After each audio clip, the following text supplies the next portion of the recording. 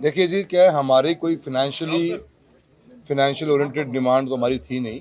हमारे technical demands हैं। एक खरीफ 2021 का क्लेम का इशू जिसको हम बहुत टाइम से लड़ रहे थे, उसमें इसी सरकार ने 29 फरवरी 2024 को हमारे पक्ष में, किसान के पक्ष में फैसला लेते हुए हमारा 500 करोड़ का क्लेम जो पेंडिंग था उसको पास कर दिया था। अब उसके बाद में 1 साल बाद में 18/8/2025 को दोबारा से एक टेक्निकल कमेटी बैठी।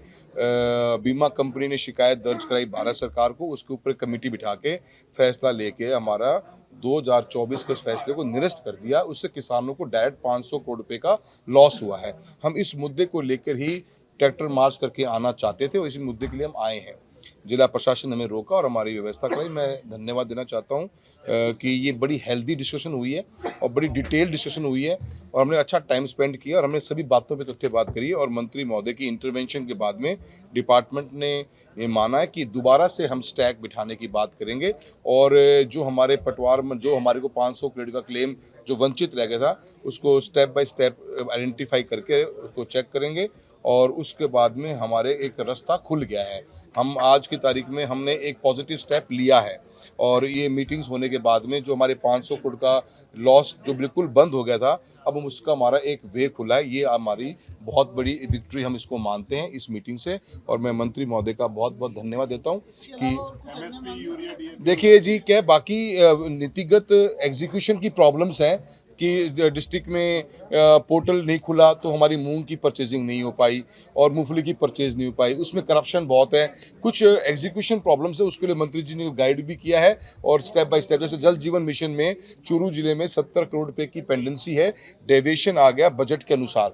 बजट हमारा करीब 400 करोड़ रुपए का था, 70 करोड़ कम पड़ गए। अब उसके कारण SLRs जो होती हैं, सेकेंड लेवल रिजर्वायर है, वो जुड़ नहीं पा रहे। अब उसके लिए मंत्री वो पैसा की फाइल घूम रही है 2 साल से, तो मंत्री महोदय ने इंटरवेंशन किया है, प्रॉमिस किया है कि जल्दी उसको पैसा निकल जाएगा तो हमारे वो जल जीवन मिशन का काम पूरा हो जाएगा। ऐसे हमारे पोर्टल का इशू है, MSP में हमारे पोर्टल पूरे नहीं खुले और पोर्टल न खुलने के कारण किसानों को 25% का ही परचेजिंग गवर्नमेंट ऑफ इंडिया करती है।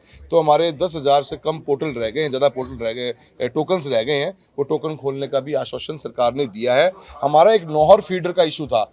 नौहर फीडर के अंदर 120 करोड़ रुपए की DPR बननी थी state government of Haryana Rajasthan की पार्टनरशिप में, जो भारत सरकार फंडिंग कर रहा है। अब उसको प्रोजेक्ट को एग्जीक्यूट हुए 2 साल हो गए, वो DPR ही बन के तैयार नहीं हो रही। तो एग्जीक्यूशन के प्रॉब्लम्स को लेके ही हम आए हैं। हम कोई फाइनेंशियली, हाँ, एक हमारी फाइनेंशियल डिमांड जरूर है कि जो भी मुख्यमंत्री की खुद की घोषणा है, चूरू के अंदर एक एलिवेटेड रोड बनाने का प्रोग्राम था, उसके अंदर कॉन्ट्रैक्टर ने काम चालू कर दिया है, उसको हम रुकाना चाहते हैं और एलिवेटेड रोड जो CM महोदय की खुद की प्रॉमिस किया हुआ है चूरू के अंदर, वो हमारा 70-80 करोड़ रुपए का एक सैंक्शन आ जाए तो डिस्ट्रिक्ट के अंदर एक अच्छी रोड बन जाए। अदरवाइज वो रोड पुल नीचे उतर रहा है, 50 मीटर बाद पुराना पुल दोबारा चालू हो रहा है, वो हमारे लोगों की लाइफ की न्यूसेंस बन जाएगी। इसके लिए हमने एक जरूर डिमांड करी है, वो भी सरकार की घोषणा है। तो कुल मिला के हम मंत्री महोदय का धन्यवाद करते हैं और हम ये मानते हैं कि बड़ी हेल्दी एक मीटिंग हमारी हुई है और सरकार को जो डिस्ट्रिक्ट लेवल के ऊपर ऐसी प्रॉब्लम्स कहीं आती हैं उसके लिए बार बार कोशिश करके ऐसी मीटिंग्स बुलानी चाहिए। हमारे सभी सीनियर लीडर्स, आदरणीय बुढ़ानिया जी, हमारे मनोज मेघवाल सुजानगढ़ के MLA साहब, कोसाराम गोदारा जी, रफीक मंडेलिया जी हमारे चूरू से आए हैं और कृष्णा पूनिया जी, सभी लोगों ने हमारे जिला अध्यक्ष महोदय के सब साथ आए हैं और हमने किसान के हमारे 21 किसानों के संगठन की टीम भी साथ आई है। हमने बड़ी उम्मीद के साथ हम आए थे और हम नाउम्मीद नहीं हुए हैं। हमारी उम्मीद के ऊपर मंत्री महोदय ने बड़ा हमारा सहयोग किया है। मुझे लगता है किरोड़ी लाल जी मीना साहब की जुबान है, दोबारा आना नहीं पड़ेगा। मुझे मालूम है कि वो जुबान किससे हमारा काम हो जाएगा।